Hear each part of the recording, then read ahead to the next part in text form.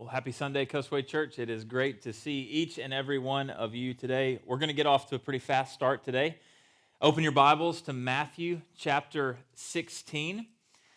It was July of 1961 when one of the most well-known professional football coaches in history, Vince Lombardi, walked into the locker room with 38 professional football players, the Green Bay Packers. And he started training camp, and the Packers were coming off of a pretty heartbreaking loss in the championship that year. And they thought that they were going to come in, and Lombardi, their coach, was going to give them some really fancy strategy for how they were going to make this epic comeback and see a different outcome. And to everyone's astonishment, Lombardi walks into the locker room, and he holds up a football in front of a bunch of professional football players and says, "Gentlemen, this is a football." And he proceeds to walk through the fundamentals of the game of football with professionals for an entire year. He talks about blocking. He talks about tackling. He talks about catching. He talks about throwing.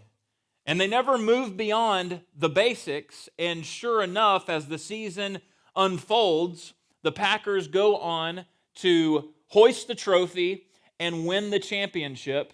And Lombardi would go on to win 5 more championships over the course of 7 more years. He would never see a losing season again. He would never lose a playoff game again. And all of it goes back to he focused on the fundamentals, and the teams that he led moved forward in victory. Why do I say all this? Well, what we're doing in this series, Firm Foundation, is we're basically holding up the basics of the faith and saying, this is what it looks like. Let's get back to the basics. And today we come to the foundation of the church. And if you've grown up in church, if you've been around church, maybe you've been done with church, maybe you feel like you know about everything there is to know about church, we need a similar message as what Vince Lombardi gave to his professional football players many years ago. We need faithful pastors, faithful disciples, faithful church leaders who will hold up the Bible and say, hey, church, this is a church. And so that's what we're going to do today. And when we talk about the church, guys, this is a tough topic. And we're in Matthew 16. This is a tough text. So we're not in a hurry, and here's how we're going to handle it. We're going to zoom in, we're going to zoom out, and then we're going to zoom back in. You're like, I've had enough Zoom meetings this week. Please, can we do something else? It's like that, different kind of Zoom, all right? So relax. But zoom in. What we're going to do is we're going to read Matthew 16, verses 13 through 23, all at once. And then we're going to zoom out. And I was meeting with someone this week who's been closely connected to our church since the beginning of the year.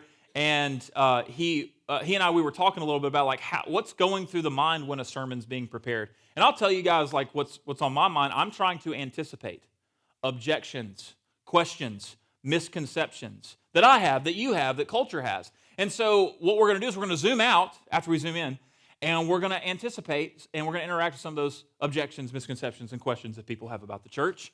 And then we're going to zoom back in, and we're going to explain, and we're going to apply what Jesus has to say about the movement of the church that he is leading and building. So that's our plan going forward. Matthew chapter 16, verse 13. If you will, go ahead and pick up with me there. Let's go.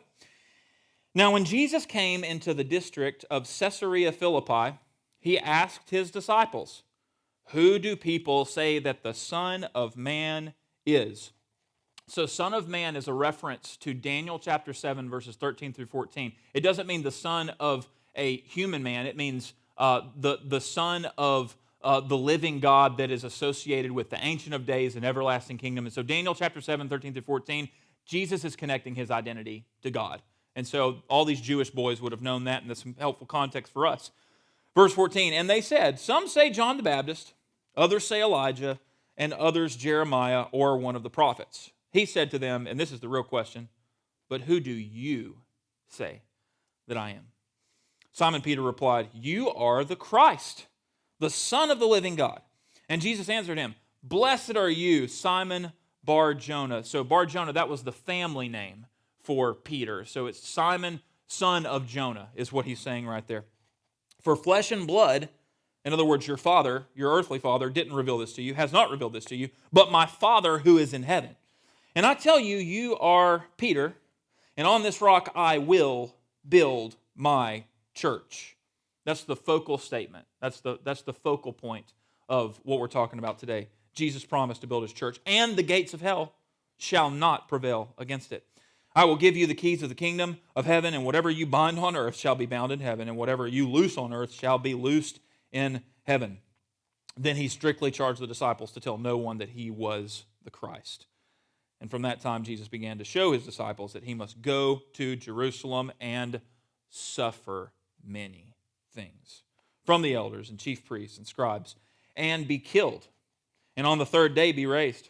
Verse 22, and Peter took him aside and began to rebuke him, saying, bad play right here, by the way. Let's just, totally off the tracks.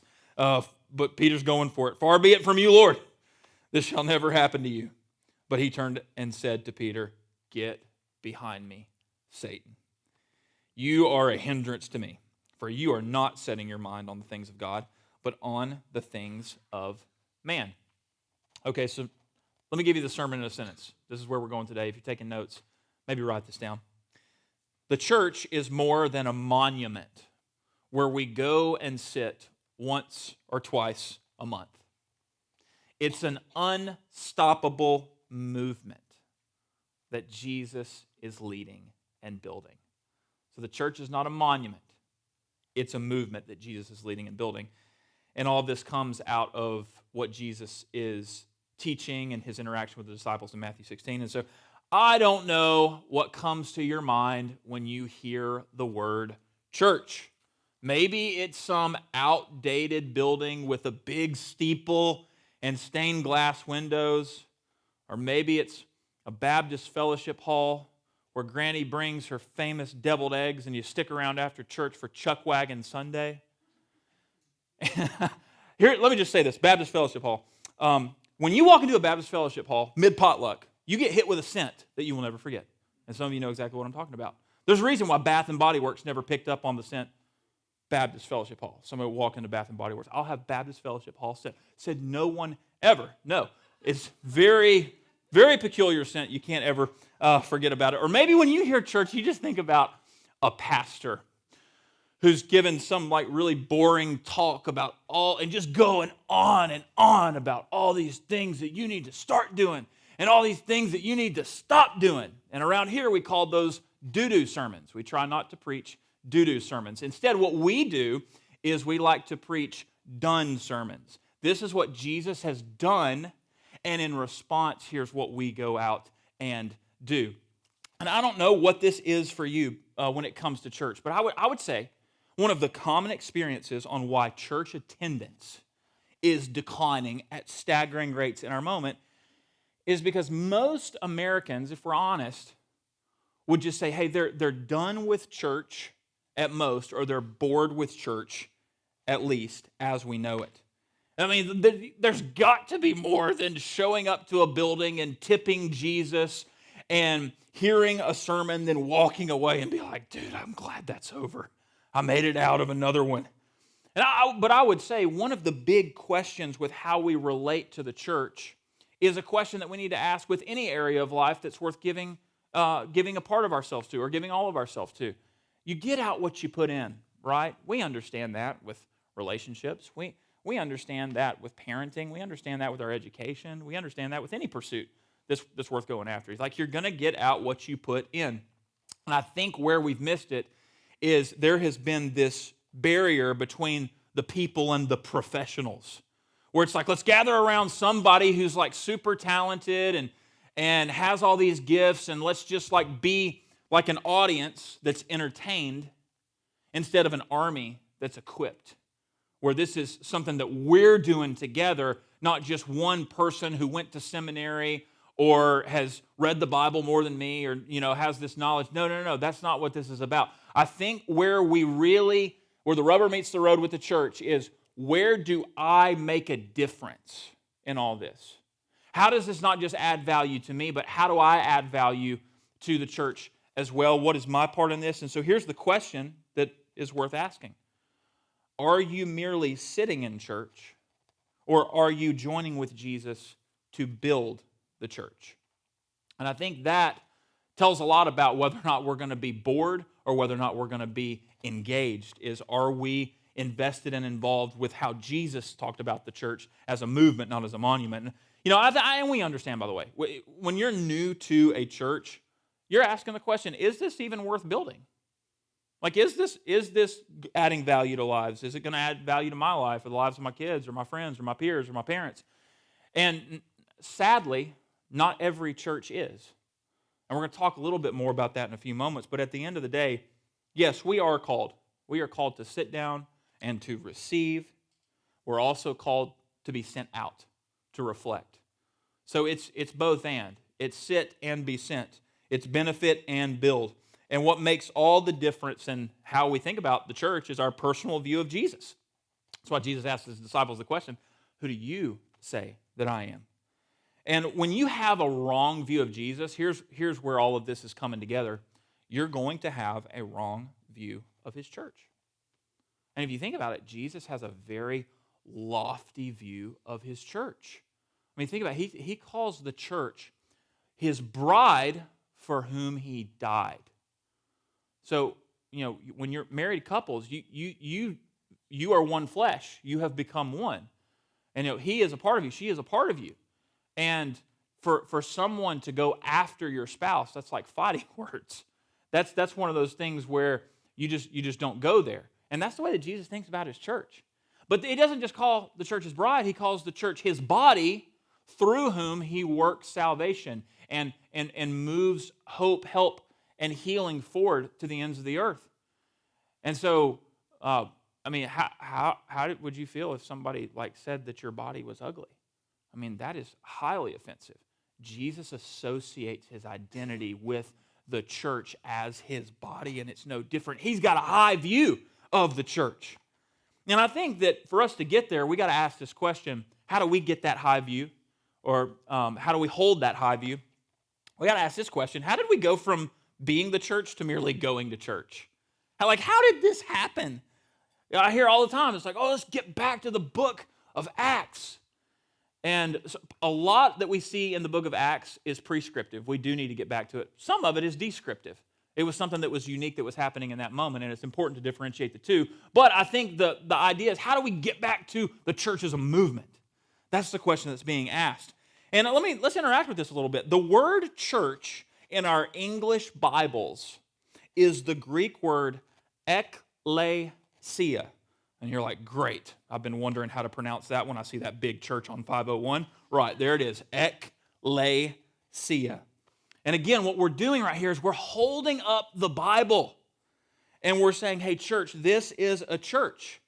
And this is foundational for our understanding because in Greek, the word ek means out of, and klesia comes from the word kaleo, which means to call out. And so from the beginning, the church has been a group, a family of forgiven sinners who are called out of the fallen ways of the world and into the beautiful ways of Jesus. Church, this is a church. A family of forgiven sinners called out of the fallen ways of the world and into the beautiful ways of Jesus. And I've got to tell you, let's just say it out loud, over the years, something terrible has happened to our concept of church. During the Middle Ages, Christians began to think of church as a place that people went for religious services rather than a movement that was organized around an urgent mission. And interestingly enough, our English word church doesn't even come from the Greek word in the New Testament, ekklesia, but from a German word that I spent all week trying to pronounce, but I'm not even going to give it a shot today because I can't do it. But that German word starts with a K, which means like a building or a place instead of a called out people. And so by the time that English speakers began to conceptualize church, it had been reduced from a movement to a monument. It had been reduced from a movement to an event. Instead of it being a personal body, it was now an impersonal building. And so, what is the church? Well, I think this is helpful. The church is a family of forgiven sinners who God has called out of the fallen ways of the world and into the beautiful ways of Jesus. Two things that I want to talk about right here and just interact, because there's questions, misconceptions, and objections. So here's the first thing. What does this mean when we say church? Like, what are you talking about? And that's actually a really good question. First, the church is global and universal. In other words, the church can refer to all true Christians everywhere. So that's global. We get that. And it can refer to all true Christians across time, over time, so the church is universal. And this, we're talking about a family of forgiven sinners who gather to worship the true and living God, to encourage one another through fellowship, through serving, through singing, through giving, through preaching, through repenting, through persevering, and through the ordinances. And not only this, but after gathering, we're not just called out to gather together, we're sent out to go to the world, to call men, women, and children out of darkness, out of spiritual blindness, out of those things that lead to death. And here's another question that someone might be asking. It's like, well, what if I'm not a part of a church? Are you saying that I'm not a Christian? I wouldn't go that far. That's not what's being said right here, but I would put it this way if that's floating through your mind. Just like you don't have to go home to your spouse to be married, you also don't have to go to church to be a Christian. But healthy marriages don't work that way. Healthy Christians don't work that way. And this leads to the second clarification. The church is not just universal and global, it's also local and personal. Question: why are there so many churches? Fair question. 400 churches in Horry County, or at least 400 church buildings. And some people, you hear this a lot, maybe you've faced this, really cynical about that. Like, that's more churches than we need. And I would say there's some truth to that. And I want to clarify what I mean by that. But just because you see a building that has church labeled on the sign out front doesn't mean you see a true body of believers. And remember, the church is a body much before it is a building. And so I don't say what I'm getting ready to say lightly. But the best options for some churches might actually be, number one, repent of preaching a false gospel and get back to the mission of God and get back to the Word of God.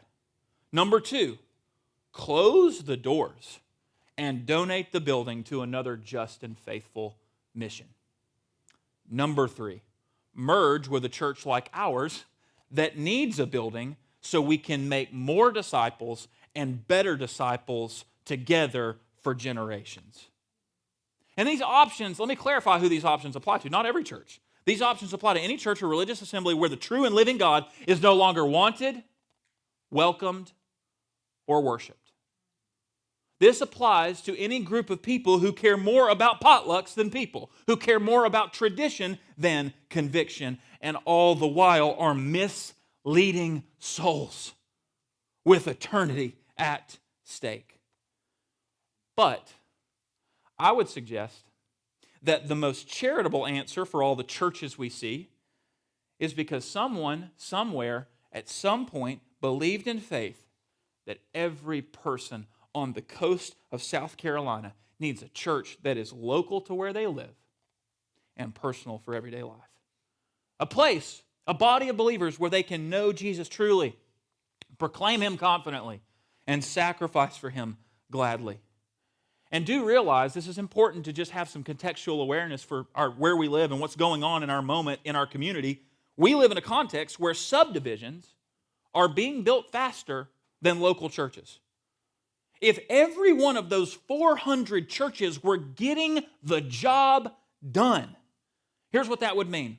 One church for every 1,250 people in Conway and Myrtle Beach. Problem with that is the average church size is about 125 people. So what do you do with the 1,000 plus who there's no place for? When we do the math, 50 people move here every day, 1,500 every month. Where does that leave us? Well, that means that we could plant one new and true church a week and not be halfway to the point of housing every soul in Horry County within a loving church family. Perspective. So instead of driving past some church potentially with some cynical, not great assumptions, maybe pray something like this. And this is what I'm trying to do. Lord, I thank you that this church is here. May they be on mission. May they preach the Bible. May they make disciples. May they meet needs. And if not, give that building to a body of believers who will. The point in all this is how the church is both local and personal. And being part of a local church where you're not just seen but also known, that's the idea. You're not just needed, but you can also be needy. And that makes all the difference. What does it do? Here's one of the ways we would say it. It makes the good times twice as good and the bad times half as bad. Maybe here's some perspective. We're into insurance, right? We have flood insurance, we have health insurance, we have life insurance, all these different types of insurance. And it's like, oh, that's important, that's important, that's important. Need the auto insurance. Well, what about relational insurance? Well, did you know that the church is supposed to be relational insurance? It's like when the body of believers, when a body hurts, like if you cut your finger, the rest of your body doesn't say, oh, well, we're good over here. Let's not do anything about that cut finger. No, the rest of the body rushes to the aid of that injured part. And so similarly, that's how the Bible talks about the church as a body, not a building, that when things are going great, we're celebrating together. When things are not going great, we are hurting together. And I just want to say, how you view Jesus will invariably impact how we think about all of this. Because what sets the church apart from any other organization with a worthy mission, what is it? What is it that sets the church apart? Well, we saw it in Matthew 16:18. It's this. It's the church is set apart. The church is unstoppable because Jesus is the one who's building and leading it. This is why it's okay when some people will come and go from a church. That happens in every arena of life. Churches are not excluded. But here's why it's okay, because we know Philippians 1:6 that was written to a true church is true for every church today, that he who began a good work in you will bring it to completion until the day of Christ Jesus. Jesus is the chief builder, and we're his assistant builders, and he's the one who's ultimately going to lead and build it. We just get to be a part of it and go to work with our Father. And so with this clarity in mind, here's what we're going to do. We're going to zoom back in on Matthew 16, and I want to show you 3 marks of a true church. Any time you go to any church, these 3 things are what you are looking for. And if you check out a church that's not about these 3 things, you need to check out of that church. And you need to continue to search for a church that is about these 3 things. Coastway Church is about these 3 things. We strive to be about these things. We're growing into these things. We're learning what it looks like in our moment to be about these 3 things. But when you find a church that is about these 3 things, you get involved. You be invested. You bring your friends. You bring your family into it. You give yourself to it. And here's number 1. A true church knows Jesus truly. A true church knows Jesus truly. This comes from verses 13 through 17, which we'll walk through a little bit more slowly. Verse 13. Now when Jesus came into the district of Caesarea Philippi. All right, so let's get some context. Caesarea Philippi was about 120 miles from Jerusalem, from home for most of these boys. Think like from here to Columbia. And Caesarea Philippi was the Las Vegas of the day. It was Sin City. Just take a parental advisory, explicit content label, and slap that over Caesarea Philippi. So naturally, all these Jewish boys who grew up in church, Jesus' disciples, this is an awkward moment. And a lot of the times we think that the disciples were these grown men with beards like what we see on The Chosen, but in reality, they were somewhere between the ages of 12 and 18 comparing their 5 o'clock shadows. Maybe that's why Peter always went first, because maybe he had the best beard game of anybody, and he was probably the oldest, and I think he was already married. And this makes a lot of sense, because, you get around teenage boys, what happens? Well, you never know. A lot of, comparing, competing, conquering. This explains why in John's gospel, totally not necessary, but whenever Jesus conquered sin, Satan, death, and the hell, and he came out of the grave, it gives the account of Peter and John racing to the tomb to see what happened. And it says the disciple who outran Peter. What a humble brag right there. What a flex, man. I'm going to get this in my gospel. I finally upstaged Pete over here. And so they're not like these grown 35-year-old boys with full-grown beards. And Jesus brings these Jewish church boys to Caesarea Philippi. The gentle, coddling, soft parenting tactics of the day would have had a fit. You took my baby where? No, absolutely not. But Jesus does this on purpose.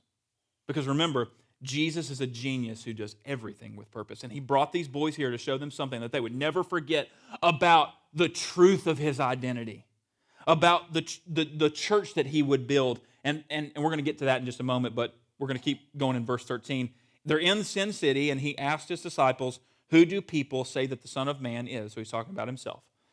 And they said, some say John the Baptist, others say Elijah, and others Jeremiah or one of the prophets. Let me break that down for you.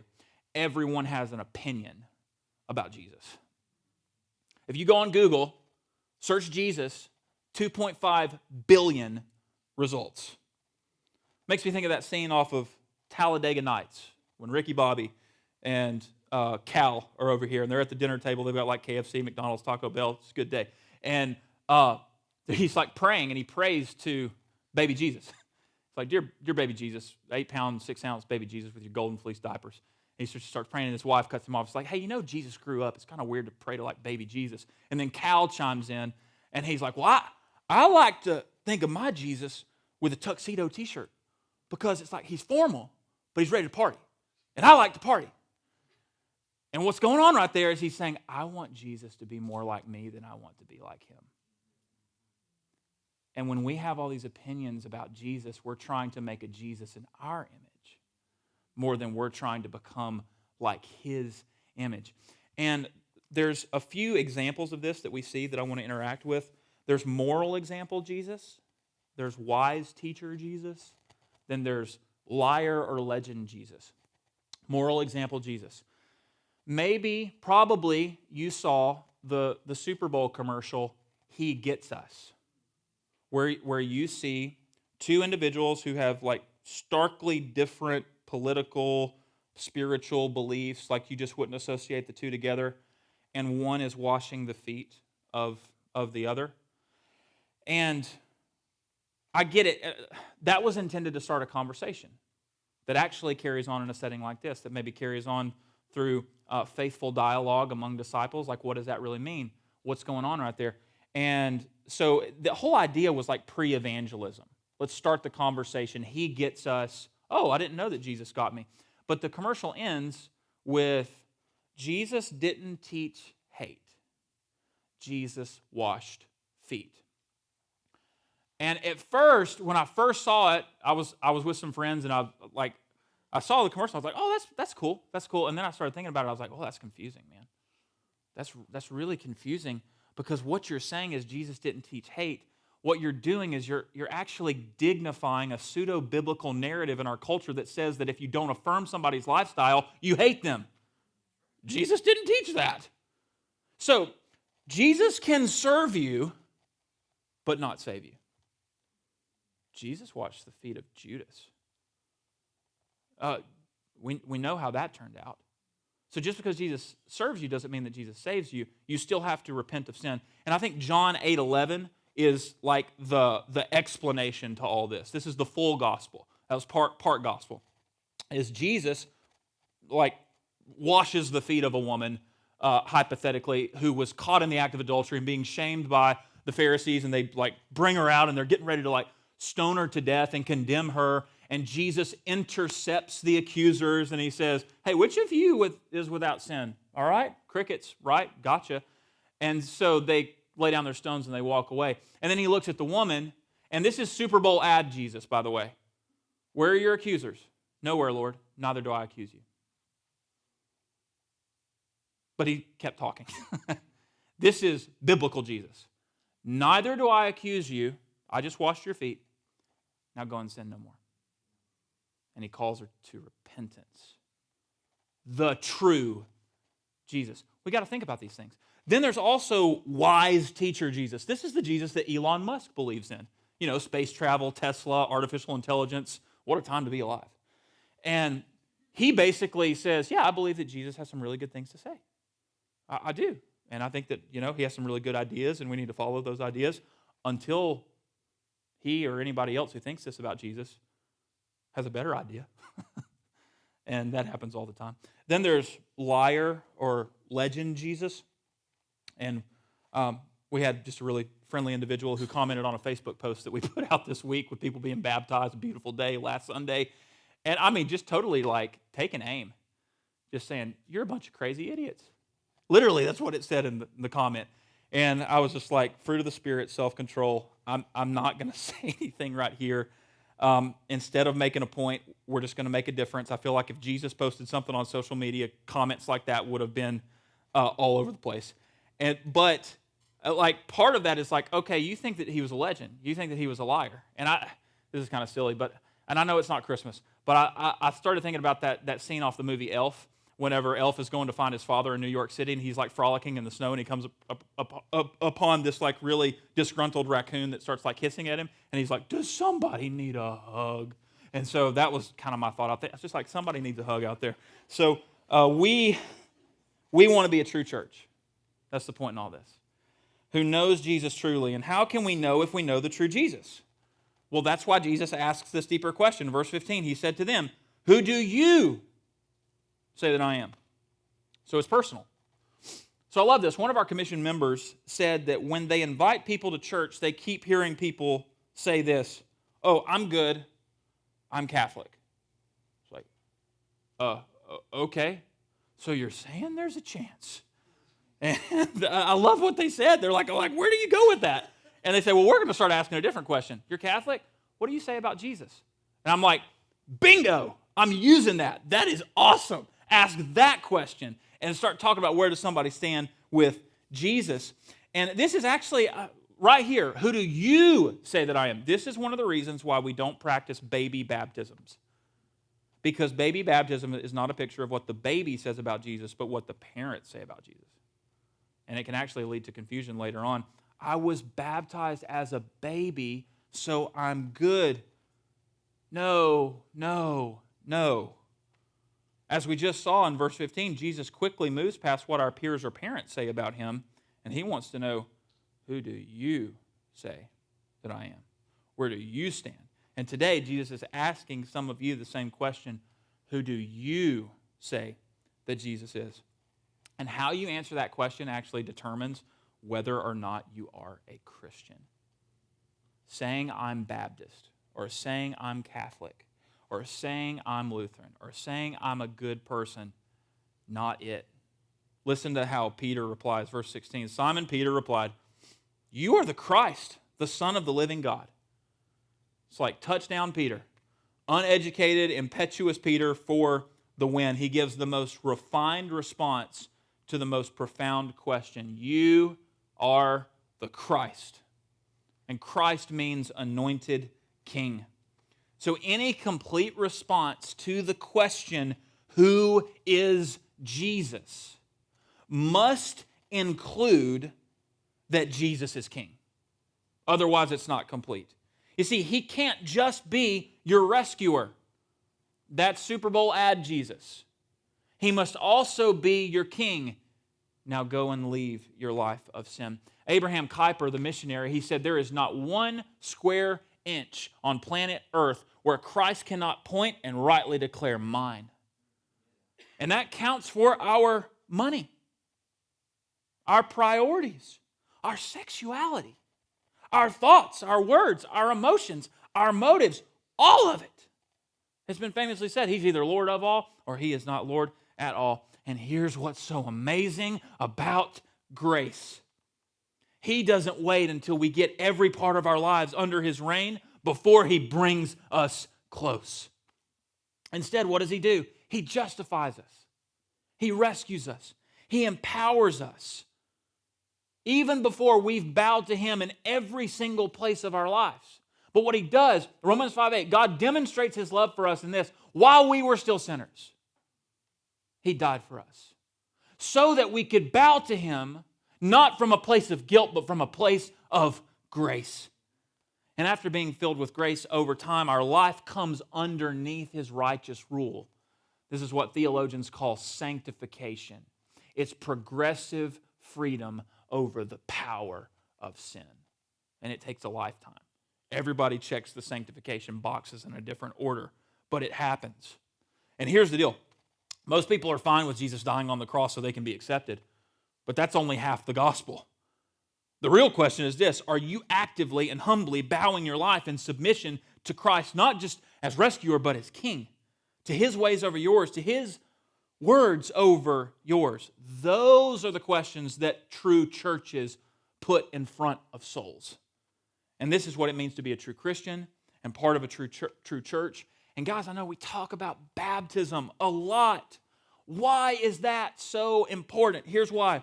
Because it's where this comes out. If you've been around when we baptize, we ask 2 very intentional questions. Is Jesus your rescuer? Has he done everything necessary apart from your own works to save you from your sin? Yes. Is Jesus your king? Will you go where he sends you and obey what he asks of you? Yes. That's a true profession of the true Jesus. We will baptize you. And what we see in that moment is a true witness to the true Jesus. How do you get there? Well, Jesus tells us in verse 17, and Jesus answered him, "Blessed are you, Simon Bar-Jonah, for flesh and blood has not revealed this to you, but my Father who is in heaven." So what is he saying right there? It wasn't flesh and blood, it was the Father in heaven. What he's saying is that true saving knowledge of Jesus does not come from human invention. It comes from heavenly revelation. As Christians, we believe that God is the great initiator of salvation. He initiated creation. He initiated revelation through his word. He initiated salvation through sending his Son to die because of us and die instead of us to bring us back to him. He's the great initiator. And what we have to understand, and this is humble tea for us, is to even be in a place where our heart would pledge allegiance to Jesus truly is evidence that he sought you out. And he never let up. Ephesians 2, 8 through 9, for it is by grace through faith that you have been saved. It is the gift of God, not by works, so that no one can boast. So the question on the floor today, church, is who do you say that Jesus is? And do you know him truly? Number 2, a true church proclaims Jesus confidently. A true church proclaims Jesus confidently. Verse 18, and I tell you, you are Peter, and on this rock I will build my church. That's a promise. And 18 through 20, what we see are some of the most used and abused verses in the New Testament. And I want to give you what I believe is the best, most faithful take on these. So when Jesus said, you are Peter, and on this rock, it was a purposeful play on words. Jesus is a genius with what he's doing right here. You see, Peter's name literally means stone or small rock. But the word Jesus used when he said on this rock refers to a bedrock, to a cornerstone, to a much larger rock than what Peter's name refers to. So imagine you're there when all this went down, and you're one of the disciples, and Jesus looks at Peter and says, "Blessed are you, Simon," for saying this. What he's saying is, you are indeed a small rock that I will greatly use to build my church. And then he turns to face all his disciples and says, "On this rock," pointing to each of them, "I," pointing to himself as the chief cornerstone, "will build my church." So Jesus isn't saying that he's going to build the church on the gifting or authority of one particular church leader. Case in point, Catholicism. Catholicism claims that Peter was given a special authority that is now passed down to a succession of leaders known as popes, whose authority is extended through bishops. So Peter was allegedly dubbed the first pope right here. And ever since that time, papal authority has been on par with scriptural authority. If the pope says it, it's right in line with Scripture. And at Coastway, I just want to give clarity, we take a hard pass on that teaching. And here's why. What happens when the Pope passes down theological sanctions on works righteousness that don't align with Jesus' teaching? Or more recently, on sexuality that don't align with Jesus' teaching? Well, now we've officially built the church on sinking sand. Anyone, anything other than the authority of Christ will crumble a church. And that explains a lot. But this moment was not about Jesus building his church through any one human leader. It's about Jesus building his church on the confident and collective professions of true Christians who are part of true churches over time. And so the church is built as we proclaim Jesus confidently.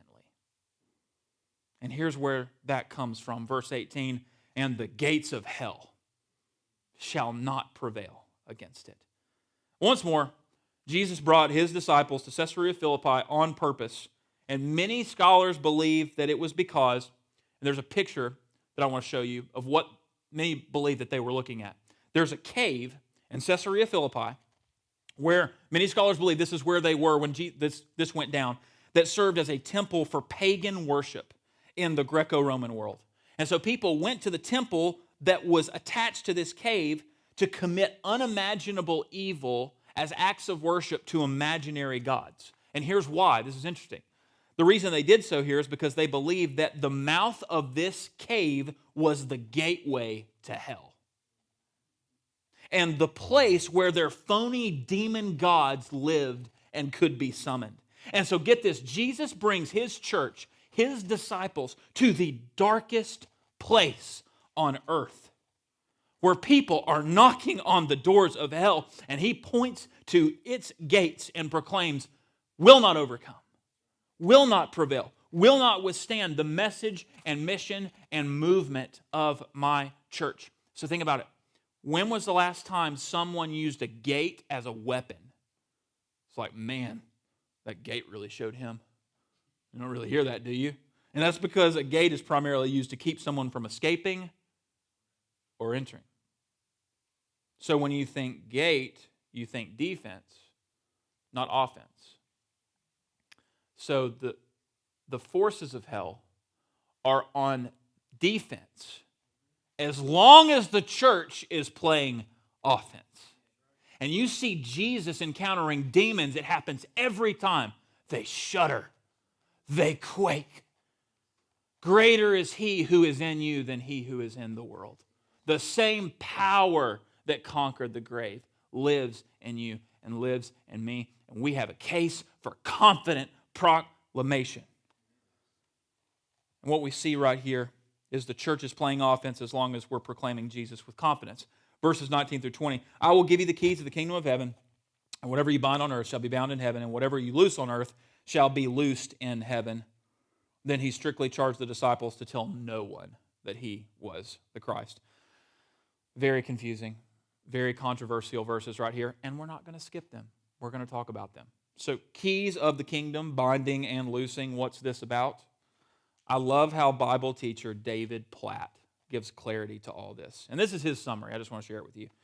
When any true Christian or true church proclaims the gospel, it is done under Jesus' authority to either save or judge sinners, to either bind or loose.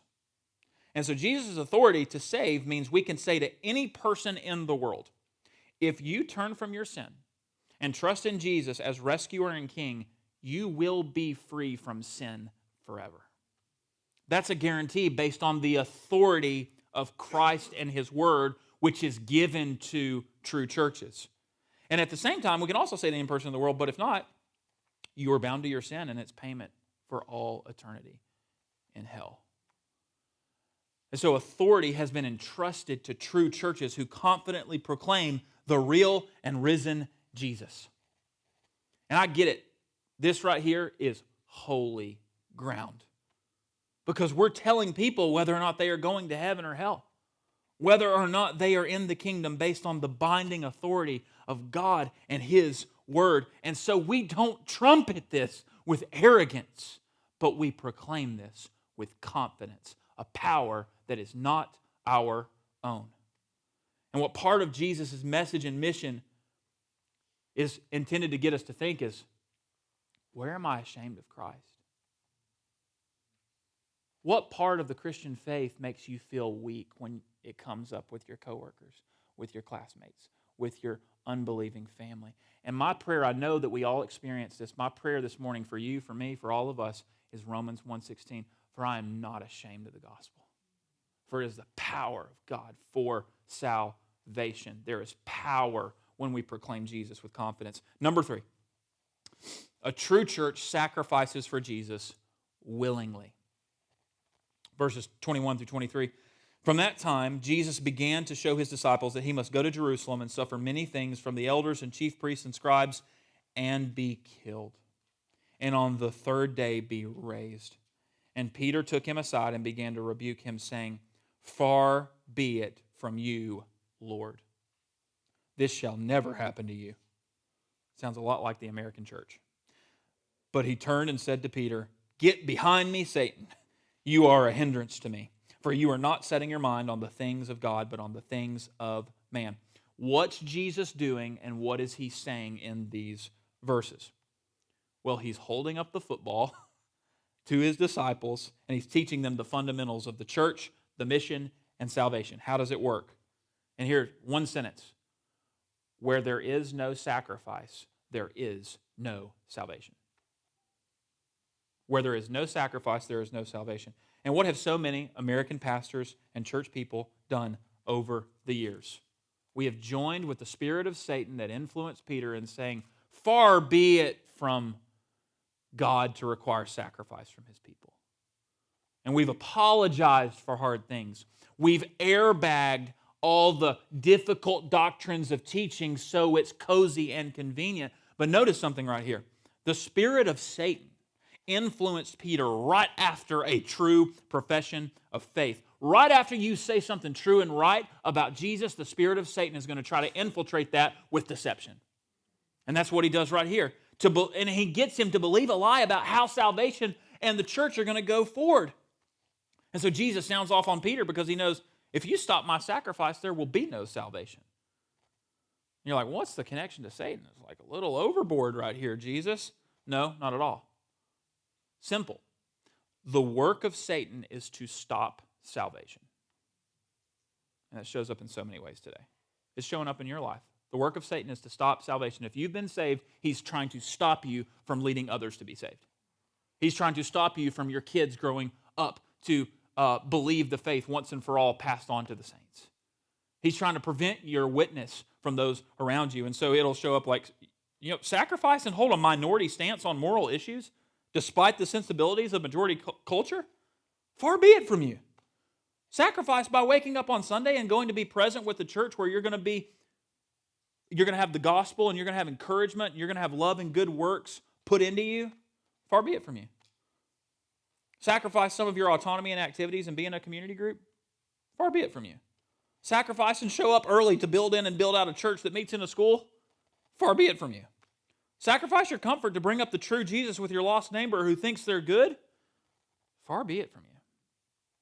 And I just want to say, whatever that voice inside your head is that makes sacrifice seem senseless, whatever that sounds like for you, Jesus says it's not from Him.